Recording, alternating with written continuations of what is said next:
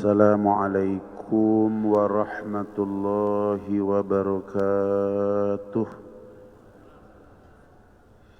أعوذ بالله من الشيطان الرجيم. بسم الله الرحمن الرحيم.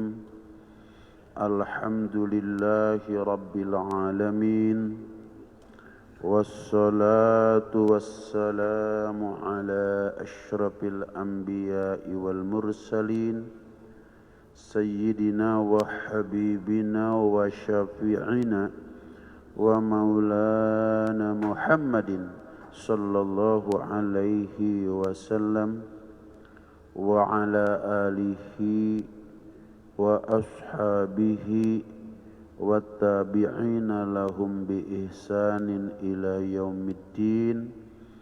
أما بعد. Bismillahirrahmanirrahim. Halaman 17. Bab ke-13. 17. Ketemu? Kaifa yashruqu qalbun suwarul aqwani muntabi'atun fi mir'atihi am kaifa yarhalu ilallahi wa huwa muqabbalun bi syahwatihi am kaifa yatma'u ayyadkhula hadratallahi wa huwa lam yatatahhar min janabati ghablatihi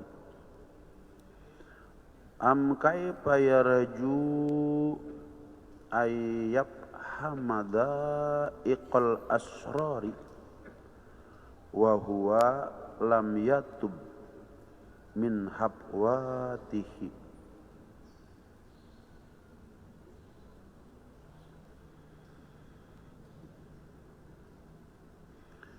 kaifa yashruqu qalbun, kaifa bagaimana, yashruqu bersinar, bercahaya, qalbun hati,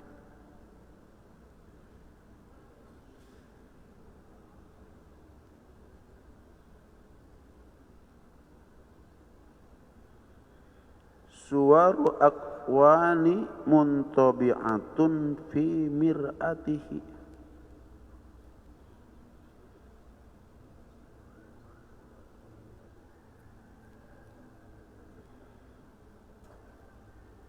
sementara gambaran,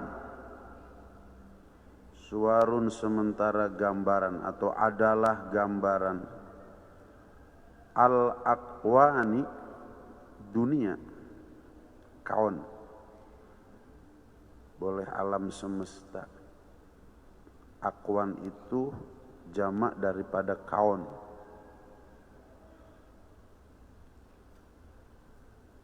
Muntabi'atun terlintas, fi mir'atihi dalam lensa hati, fi mir'atihi dalam lensa hati.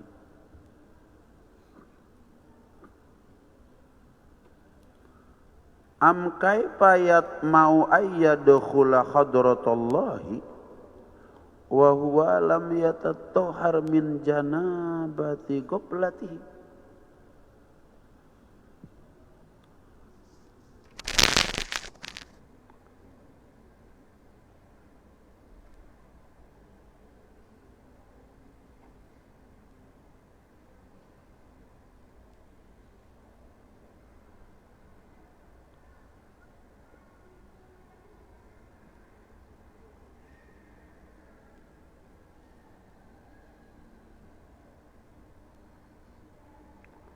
am kaifa yarhalu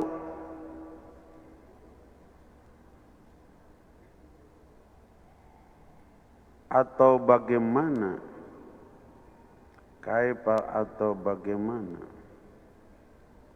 yarhalu keluar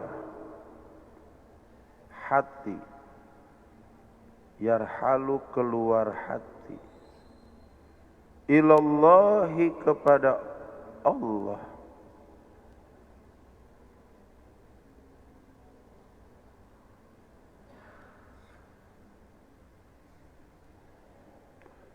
ilallahi kepada Allah,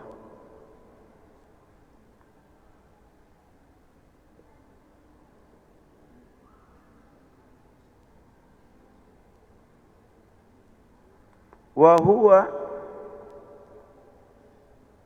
padahal hati mukabbalun terbelenggu,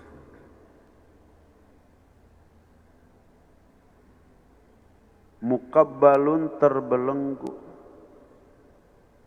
bisyahwatihi dengan syahwatnya, atau bisyahwati dengan syahwat dunia, bisyahwatihi dengan syahwat dunia, kepada akwan, rujuknya kepada akwan, bisyahwatihi dengan syahwat dunia, dengan syahwat akwan. Am kaifa mau ayyadkhula hadratallahi wa huwa lam yatatahhar min janabati ghaflatihi, atau bagaimana, am kaifa atau bagaimana, yatma'u menginginkan, dari toma'a yatma'u, yatma'u menginginkan hati, ayyadkhula hadratallahi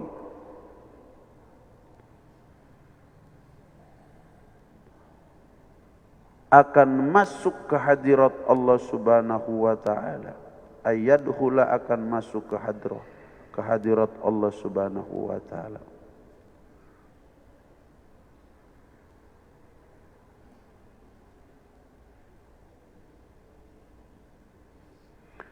Wa huwa dan sedangkan hati atau padahal hati lam yatatokhar belum bersuci min janabati ghaflatihi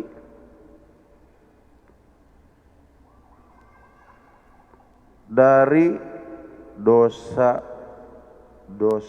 perbuatan lupanya, dari dosa perbuatan lupa hati, dari dosa perbuatan lupa hati. Am kaifa yarju ayyab hamada'iqa asrari, am kaifa atau bagaimana, yarju mengharapkan hati, yarju mengharapkan hati, ayyab hamadaqaiqu asrari, ayyab hama untuk paham,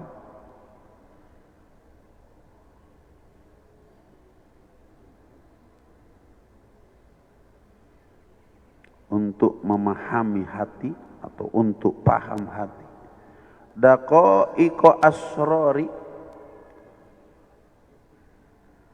akan kedalaman rahasia hati, daqaiqu asrari akan kedalaman rahasia hati, wa huwa dan padahal si hati, wa huwa dan padahal si hati, lam yatub min hafwatihi, lam yatub min hafwatihi, lam yatub belum taubat si hati, min hafwatihi dari kesalahan hati.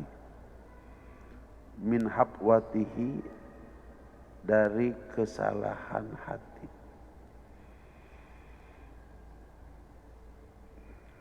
Keluarga besar Kiai Haji Muhammad Arif bin Ilham yang kita sama-sama hormati dan semoga oleh Allah dimuliakan di dunia dan di akhirat kelak. Para asatid wal asatijah, para orang tua, hadirin kaum muslimin wal hadirat kaum muslimat rahimakumullah.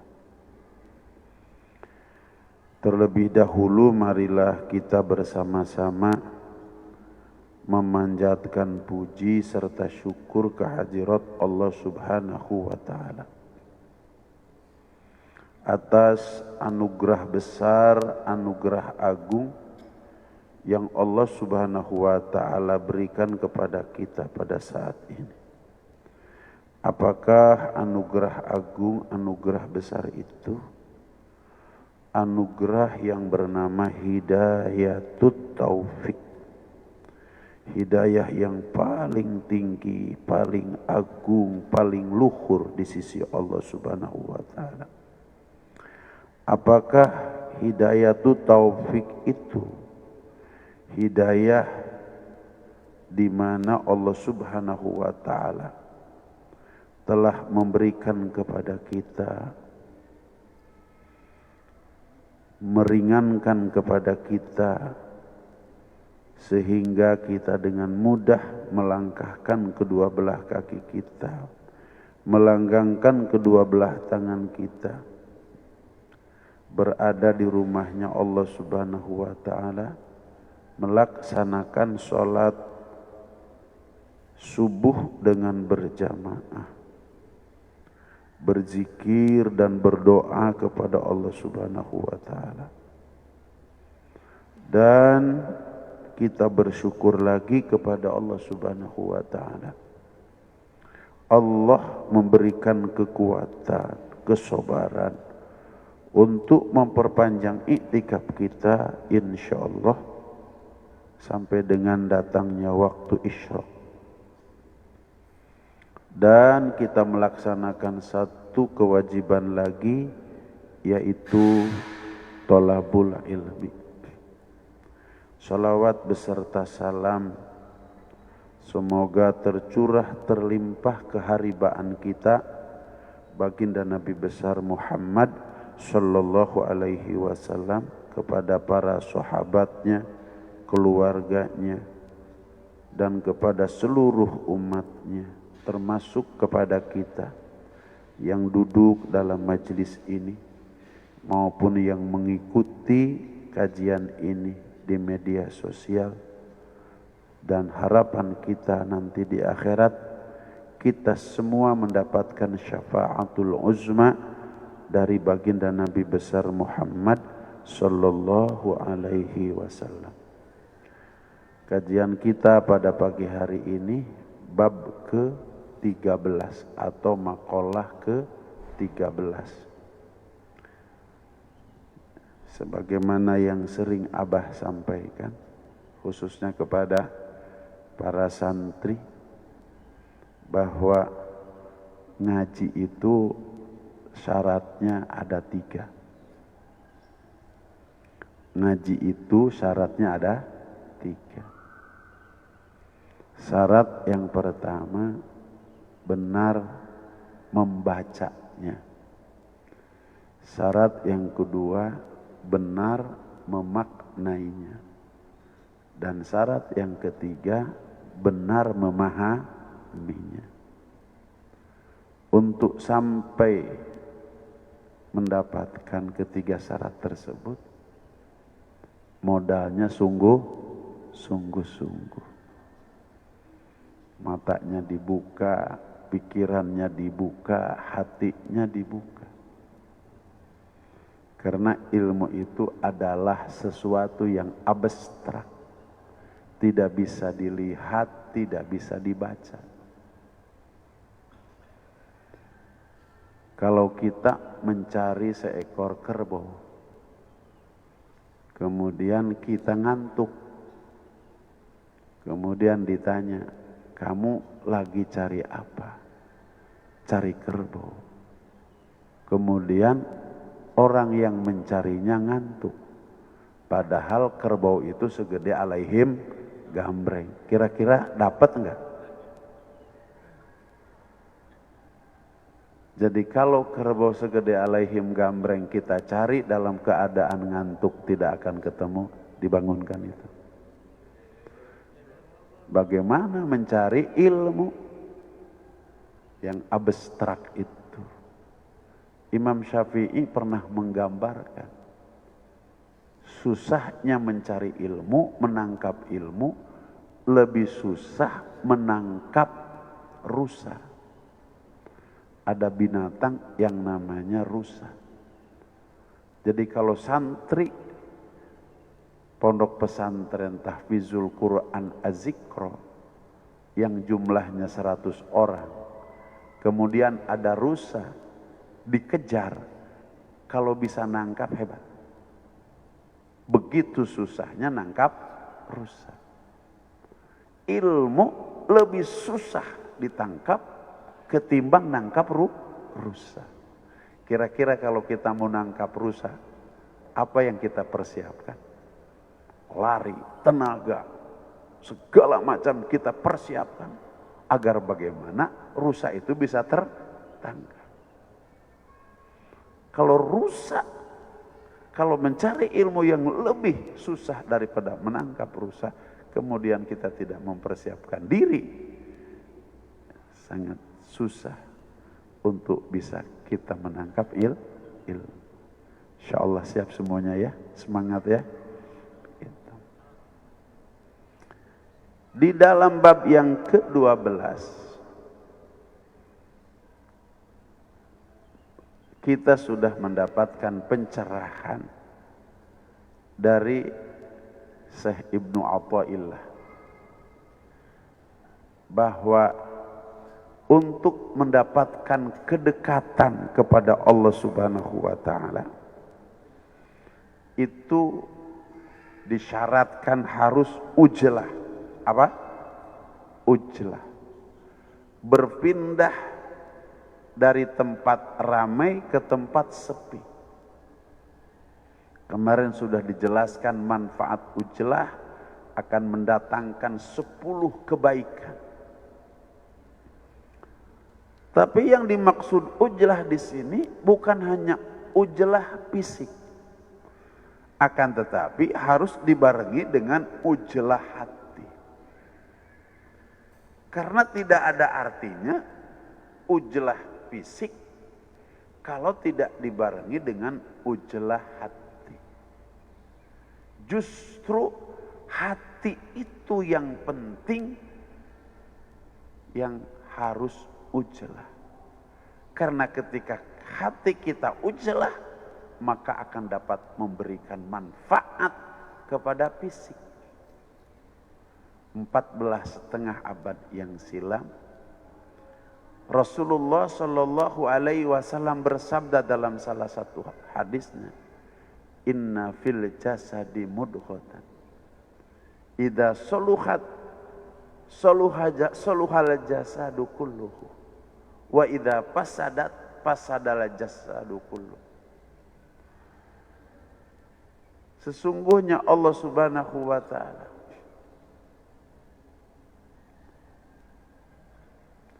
telah menciptakan di dalam diri manusia ini ada segumpal daging. Apabila segumpal daging ini baik, maka akan berpengaruh baik kepada seluruh jasad. Akan tetapi segumpal daging ini buruk, akan berpengaruh buruk kepada seluruh jasad. Apakah segumpal daging itu? Ala wahyal qalbu. Segumpal daging itu adalah hati. Jadi memelihara hati lebih penting daripada memelihara jasad. malaikat Jibril alaihissalam. Ketika usai diciptakan oleh Allah Subhanahu wa taala, karena begitu hebatnya Allah Subhanahu wa taala menciptakan malaikat Jibril alaihissalam. Dikatakan kalau malaikat Jibril berdiri di alam dunia ini, kakinya berada di ujung 7 lapis bumi. Kepalanya akan berada di ujung 7 lapis langit. Saking tingginya. Kemudian malaikat Jibril dianugerahkan 600 sayap. Sebelah kanan 300 sayap, sebelah kiri 300 sayap. 2 sayap saja kalau dibuka alam jagat raya ini tertutup dengan 2 sayap malaikat Jibril. Bisa dibayangkan. Itu sayap pesawat aja yang bisa terbang sudah hebat. Bagaimana kita bayangkan 2 sayapnya malaikat Jibril dari 600 sayap malaikat Jibril dapat menutup alam dunia. Dikatakan dalam hadis Rasulullah SAW, manakala 2 sayap dikepakan oleh malaikat Jibril, dia akan terbang mengalahkan kecepatan cahaya. Malaikat Jibril bersyukur kepada Allah Subhanahu wa taala atas penciptaannya. Atas ciptaan Allah Subhanahu wa taala kepada dirinya. Maka malaikat Jibril alaihissalam tanda syukur kepada Allah Subhanahu wa taala sujud yang lamanya 300 tahun. Berapa lama? 300 tahun, bayangkan sujudnya. Kita sujud berapa detik? Kalau lama nih yang sujud imam kita, udah ngomong hati kita, ini imam lama amat sujudnya. Malaikat Jibril alaihissalam syukur kepada Allah Subhanahu wa taala sujud 300 tahun. Ditanya oleh Allah Subhanahu wa taala, "Ya Jibril, kenapa engkau sujud lama-lama di hadapanku?" Malaikat Jibril menjawab, "Ya Rabb, bagaimana aku tidak sujud 300 tahun di hadapan engkau? Karena engkau telah menciptakan aku sedemikian rupa. Maka tanda syukur aku kepada engkau, aku sujudkan kepalaku selama 300 tahun." Allah Subhanahu wa taala berfirman, "Ya Jibril, aku akan ciptakan satu makhluk yang jauh lebih indah ketimbang engkau dan jauh lebih tinggi derajatnya ketimbang engkau." Kaget malaikat Jibril. Sehingga malaikat Jibril bangkit daripada sujudnya mendengar bahwa Allah Subhanahu wa taala akan menciptakan satu makhluk yang lebih indah dan lebih mulia. Seraya malaikat Jibril bertanya kepada Allah Subhanahu wa taala, "Ya Rabb, makhluk apakah itu?" Allah Subhanahu wa taala menjawab, "Al-insan." Makhluk yang bernama manusia. Sehingga dikatakan manusia itu adalah sebaik-baik bentuk dan manusia itu adalah semulia-mulia makhluk. Fi ahsani takwim. Asyraful makhlukat, bentuk yang sangat sempurna. Asyraful makhlukat, semulia-mulia makhluk. Jangan dikira kita manusia ini hebat. Oleh karenanya ketika Allah Subhanahu wa taala ingin menciptakan manusia, ini ceritanya sesungguhnya panjang. Maka Allah Subhanahu wa taala melibatkan malaikat Jibril alaihis salam. Bahkan bukan hanya malaikat Jibril alaihissalam yang dilibatkan, akan tetapi melibatkan 4 malaikat. Malaikat Jibril alaihissalam, malaikat Mikail alaihissalam, malaikat Israfil alaihissalam, dan yang terakhir malaikat Jibril alaihissalam. 4 malaikat. Bayangkan, hanya ingin menciptakan makhluk yang bernama manusia. Allah subhanahu wa ta'ala melibatkan 4 malaikat. Yang pertama, yang diperintahkan oleh Allah subhanahu wa ta'ala, malaikat Jibril. Jibril, engkau turun ke bumi, ambil tanah, karena aku ingin ciptakan makhluk yang bernama manusia, al-insan. Malaikat Jibril turun, tanah mau diambil, tanah mengatakan, a'udzu billahi minka. Aku berlindung kepada Allah dari engkau wahai Jibril. Balik Jibril. Kata Allah, kenapa kamu balik wahai Jibril? Sudah turun ke muka bumi, tanah mau diambil, tapi itu tanah mengucapkan a'udzu billahi minka. Aku berlindung kepada Allah minka, dari engkau wahai Jibril. Kata malaikat Jibril, aku tidak sanggup mengambil makhluk yang berlindung kepada engkau. Kata Allah, enggak apa-apa. Panggil Mikail. Mikail, engkau turun ke bumi, aku ingin ciptakan manusia dari tanah, ambil tuh tanah. Turun Mikail alaihissalam ke bumi. Tanah mau diambil, tanah mengucapkan kalimat yang sama, a'udzu billahi minka. Aku berlindung kepada Allah dari engkau wahai Mikail. Mikail balik. Kenapa engkau balik? Kata Allah subhanahu wa ta'ala, aku sudah turun ke bumi, tanah mau diambil, tanah mengucapkan a'udzu billahi minka. Aku berlindung kepada Allah dari engkau. Aku tidak sanggup mengambil seseorang yang berlindung kepada engkau ya Allah. Baik. Maka diutus malaikat Israfil. Israfil, engkau turun ke bumi, aku ingin ciptakan manusia dari tanah, ambil tanah. Malaikat Israfil alaihissalam turun ke bumi, tanah mau diambil, tanah mengucapkan kalimat yang sama, a'udzu billahi minka. Balik. Kenapa engkau balik? Kata malaikat Israfil, aku telah turun ke bumi, tanah mau diambil, tanah mengucapkan a'udzu billahi minka. Aku berlindung kepada Allah minka, dari engkau. Aku tidak sanggup mengambil makhluk yang berlindung kepada engkau. Maka dipanggil malaikat yang terakhir. Malaikat yang paling gagah. Malaikat malakal maut, malaikat Ijrail.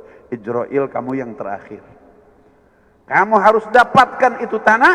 Kalau tidak, berarti aku tidak menciptakan makhluk yang bernama manusia.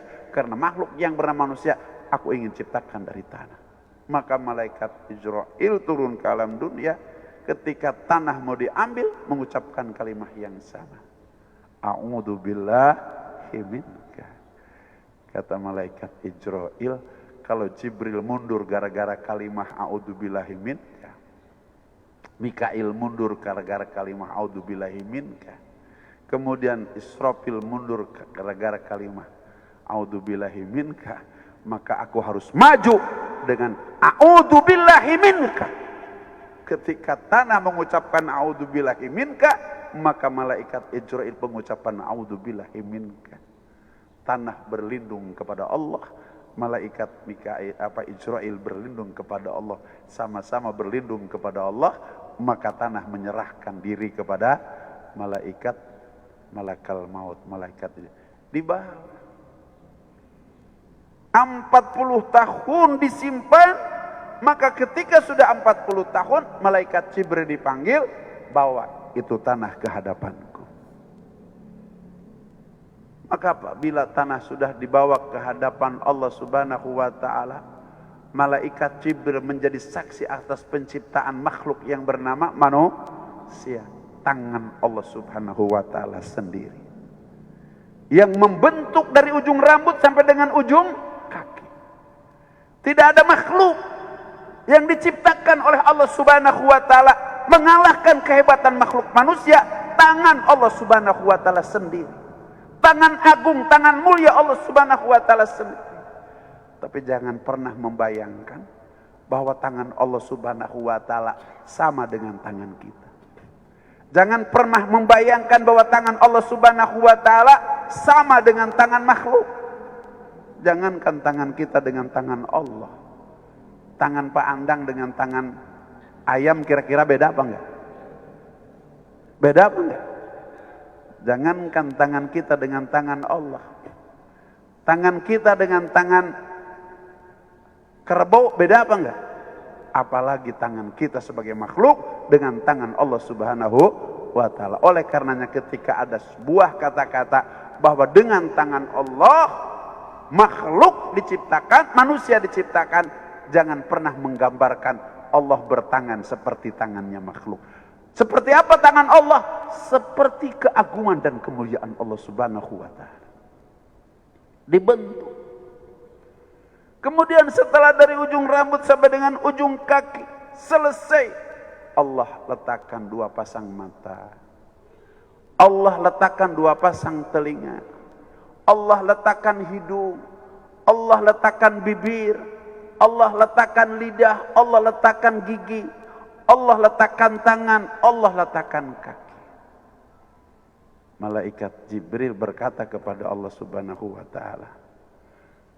Allah Subhanahu wa taala berfirman kepada malaikat Jibril, "Ya Jibril, datangkan kepadaku sekerat daging." Maka sekerat daging itu didatangkan oleh malaikat Jibril. Kemudian dibentuk oleh tangan Allah Subhanahu wa taala. Dan oleh Allah digantungkan di dalam rongga dada. Malaikat Jibril bertanya kepada Allah, "Ya Rabb, ketika engkau menciptakan dua pasang mata, aku paham. Dua pasang mata itu untuk melihat. Ketika engkau memasangkan dua pasang telinga pada manusia, pada Adam, aku paham dua telinga pasti untuk mendengar.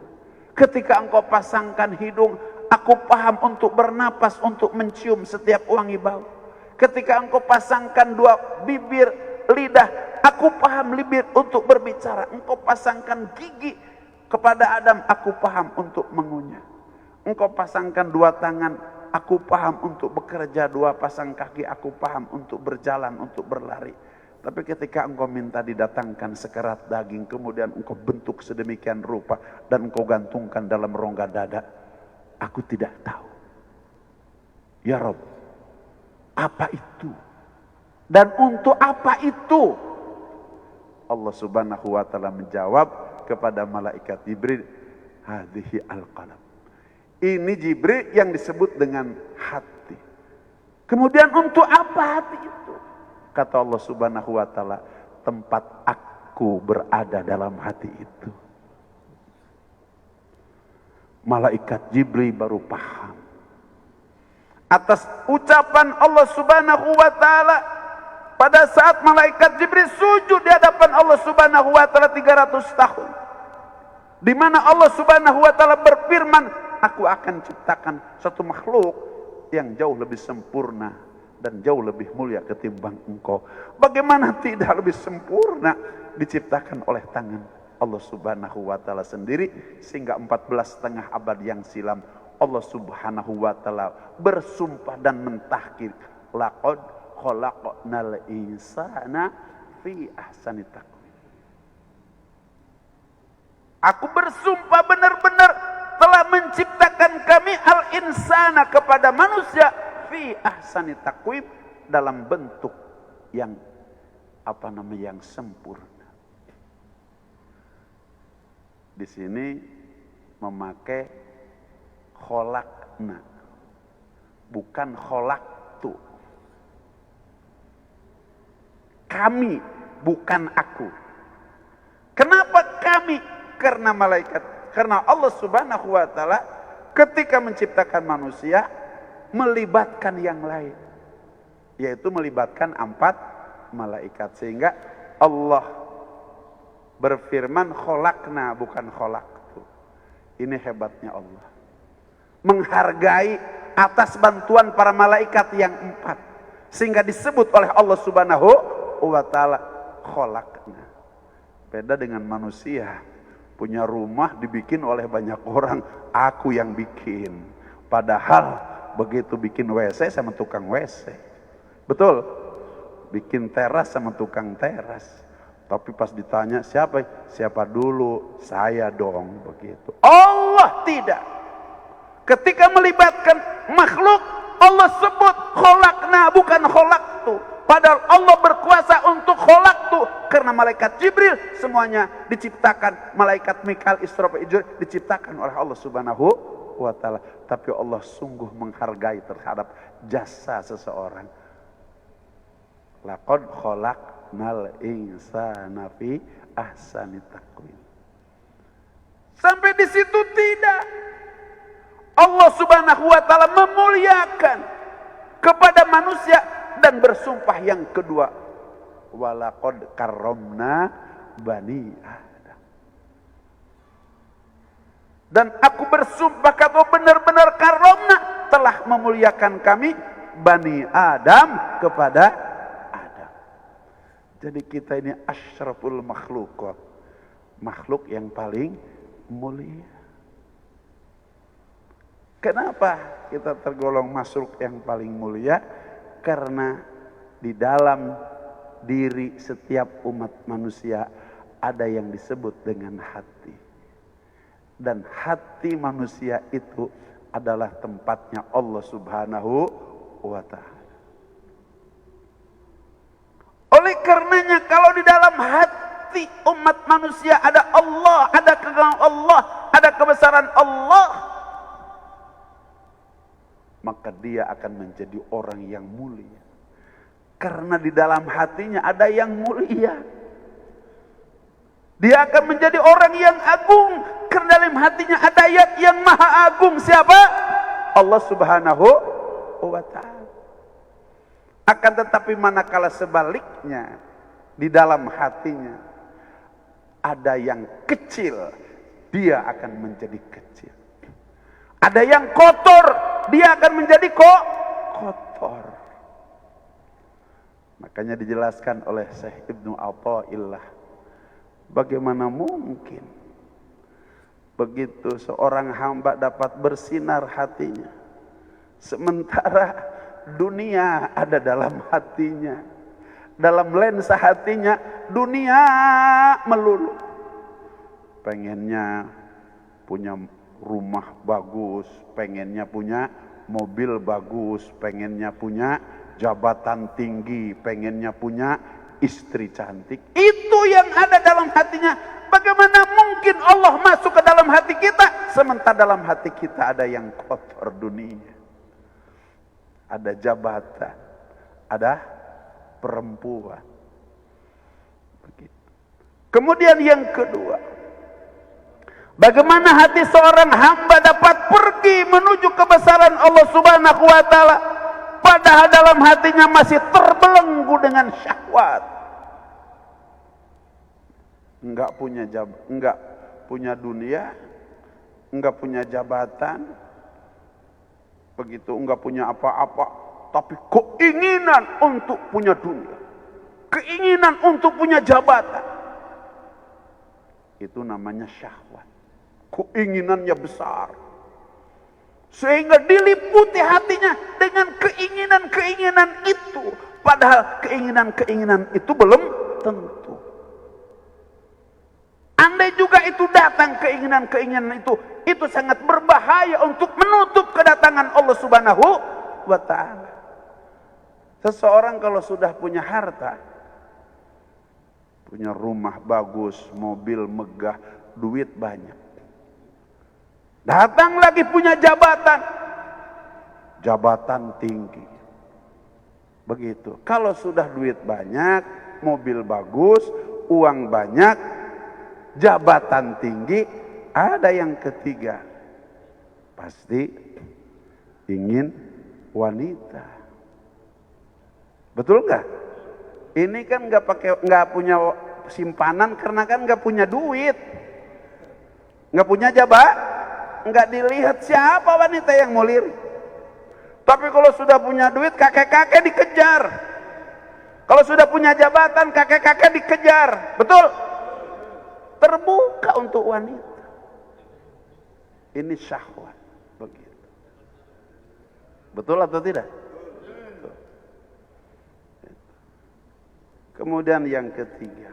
Atau bagaimana hati seseorang hamba ada keinginan untuk paham kepada kedalaman rahasia hati, padahal dia belum tobat kepada Allah Subhanahu wa ta'ala. Bapak Ibu sekalian yang dirahmati oleh Allah Subhanahu wa ta'ala, jadi kalau kita ingin tahu bahwa di dalam maqalah ini, dalam bab ini ada 4 penyakit hati yang menutup akan datangnya Allah Subhanahu wa ta'ala ke dalam hati kita. Pada Allah menciptakan hati untuk bersemayam Allah dalam hati kita, agar ada keagungan Allah Subhanahu wa ta'ala dalam hati kita. Yang pertama adalah dunia. Yang pertama adalah dunia. Dengan dunia ini berat Allah masuk ke dalam hati kita ketika dalam hati kita ada dunia. Kemudian yang kedua adalah syahwat, keinginan-keinginan terhadap dunia, keinginan terhadap jabatan, yang kemudian pasti keinginan terhadap wanita. Kalau sudah kayak begitu, sudah merasa bahwa dunia ini miliknya, sudah menganggap ini adalah sebuah kesuksesan. Bisa dibayangkan, ada orang yang kayak begitu? Banyak begitu. Dan kalau kita juga punya duit, punya jabatan, pasti kawin lagi, kan begitu. Kemudian yang ketiga adalah perbuatan dosa. Susah masuknya Allah ke dalam hati kita, karena setiap kali perbuatan dosa dan maksiat, Allah akan buat titik hitam dalam hati kita. 2 kali 2 titik hitam, 3 kali titik hitam, terus mata melihat lain muhrim, mata melihat ini, melihat itu, telinga, maka hati ini akan hitam semuanya, sehingga keagungan Allah, kebesaran Allah tidak akan masuk ke dalam hati kita. Tidak mungkin yang suci akan bersatu dengan yang kotor. Tidak mungkin cahaya akan bersatu dengan kegelapan. Tidak mungkin yang benar bersatu dengan yang salah. Yang terakhir, penyakit hati itu adalah enggan untuk bertaubat kepada Allah Subhanahu wa ta'ala. Sudah dunia, sudah syahwat, sudah berbuat dosa banyak, enggan bertobat kepada Allah Subhanahu wa ta'ala.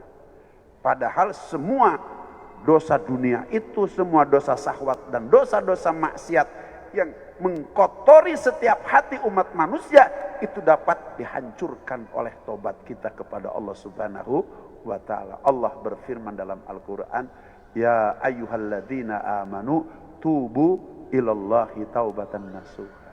Wahai orang-orang yang beriman, tobatlah kamu kepada Allah seperti tobatnya nasuha. Beberapa waktu yang lalu telah Abah sampaikan bagaimana tobatnya nasuha itu. Nasuha itu adalah seorang sahabat Rasulullah yang pernah berzinah dengan pacarnya yang sudah meninggal dunia. Dia pikir tidak dapat hidupnya, saya harus dapatkan matinya. Tapi ternyata setelah disetubuhi itu oleh nasuha, bangkit. Seraya berkata, wahai nasuha, apabila engkau mencintai hakku di hadapan orang tuaku, ketika aku dikuasai oleh ibu dan bapakku, kira-kira bagaimana marahnya ibu bapakku? Hari ini aku sudah di pangkuan Allah, kemudian engkau rebut dan engkau jinahi aku di hadapan Allah Subhanahu wa ta'ala. Betapa marahnya Allah Subhanahu wa ta'ala. Setan yang mengganggu, yang menggoda nasuha, lari terbirit-birit. Maka terjadi sebuah kesadaran dalam diri nasuha. Datanglah kepada Abu Bakar Siddiq radhiyallahu anhu. Datanglah kepada Umar bin Khattab radhiyallahu anhu. Datanglah kepada Utsman bin Affan radhiyallahu anhu, dan terakhir datang kepada Sayyidina Ali radhiyallahu anhu. Maka ketiga sahabat yang memiliki khulafaur rasyidin angkat tangan, tidak sanggup memberikan jalan keluar. Ini dosa terlalu besar. berzina saja dengan yang hidup besar dosanya, apalagi dengan yang sudah mati. Maka datanglah kepada Rasulullah sallallahu alaihi wasallam. Pada saat datang kepada Rasulullah, Rasulullah tidak berbicara apa-apa. Rasulullah terdiam, berbeda dengan para sahabat. Tidak bisa. Tapi Rasulullah tidak berbicara apa-apa. Karena Rasulullah SAW tidak pernah berbicara kecuali wahyu yang diwahyukan oleh Allah Subhanahu wa Ta'ala. Karena Rasul tidak menjawab, Nasuha merasa ini dosa paling besar. Kalau Rasul sudah tidak bisa menjawab, maka pergi ke satu tempat, bertobat kepada Allah Subhanahu wa Ta'ala. Tidak putus asa dengan ampunan Allah Subhanahu wa Ta'ala. Pas maghrib datang ayat, walladzina idza fa'alu fahishatan aw dzalamu anfusahum dzakarullaha fastaghfaru lidzunubihim wa may yaghfirud dzunuba illallahu wa lam yusirru ala ma fa'alu wa hum ya'lamun. Ini ayat datang berkenaan dengan Nasuha. Di mana Nasuha? Dicari, ternyata dia sedang tobat. Habis air matanya, bahkan air mata darah sudah mengalir karena menyesal atas perbuatannya, maka digotong dibawa ke hadapan Rasulullah. Tidak lama meninggal dunia. Kata Rasulullah SAW, Nasuha telah diterima tobatnya oleh Allah Subhanahu wa Ta'ala. Sehingga ulama melihat perjalanan tobat Nasuha, menjadikan syarat tobat itu jumlahnya ada 4. 1, menyesal dengan perbuatan yang telah ia lakukan. Yang kedua, bersedih. Syaratnya bersedih harus mengalirkan air mata seperti habisnya air mata Nasuha pada saat bertobat kepada Allah Subhanahu wa Ta'ala. Kemudian yang ketiga, dia tidak akan melakukan perbuatan yang sama. Kemudian yang keempat, dilakukan setelah syakaratil maut. Mudah-mudahan kita semuanya untuk menguras kekotoran hati karena dunia, kekotoran hati karena syahwat, kekotoran hati karena perbuatan dosa, maka hendaklah tobat, bersihkan maka hati kita dengan tobat. Semua perkara ada alat pembersihnya. Maka kalau kita nyuci baju harus pakai sabun. Kalau kita nyuci kepala, rambut harus pakai sampo. Kalau kita nyuci badan harus pakai sabun mandi. Tapi nyuci hati bukan pakai sabun, bukan pakai sampo, tapi nyuci hati pakai tobat. Mudah-mudahan kita menjadi orang-orang yang memiliki sifat taubatan nasuha, menyesal setiap perbuatan buruk yang kita lakukan, bersedih dengan menangis ketika kita bertobat kepada Allah Subhanahu wa Ta'ala, dan kita berikrar untuk tidak melakukan perbuatan yang sama, kemudian dilakukan sebelum sakaratil maut. Kapan sebelum sakaratil maut itu? Sekarang kita tobat kepada Allah Subhanahu wa Ta'ala. Rasulullah yang sudah dijamin masuk surga, Rasulullah setiap malam Rasul beristighfar kepada Allah. Setiap malam Rasul tobat kepada Allah Subhanahu wa Ta'ala. Pada Rasul sudah dijamin masuk surga. Kita yang nggak ada jaminan masuk surga, yang setiap saat kita maksiat kepada Allah Subhanahu wa Ta'ala, kemudian kita tidak bertobat kepada Allah Subhanahu wa Ta'ala. Na'udzubillahi min dzalik. Mudah-mudahan Allah Subhanahu wa Ta'ala dengan pencerahan dari Syekh Ibnu Atwal ini, kita menjadi orang-orang yang pandai bertobat kepada Allah Subhanahu wa Ta'ala. Hadanallahu wa iyyakum ajmain wa adkhalana fi zumratil muwahhidin fi jannatin naim. Aqulu qouli hadza fastaghfiru innahu wal ghafurur rahim. Subhanallahi wa bihamdihi, subhanakallah bihamdika, asyhadu an la ilaha illa anta, astaghfiruka wa atubu ilaik. Subhana rabbika rabbil izzati amma yasifun wa salamun alal mursalin walhamdulillahi rabbil alamin. Wassalamu alaikum warahmatullahi wabarakatuh. تغشى أشراف الرسل محمد وسلام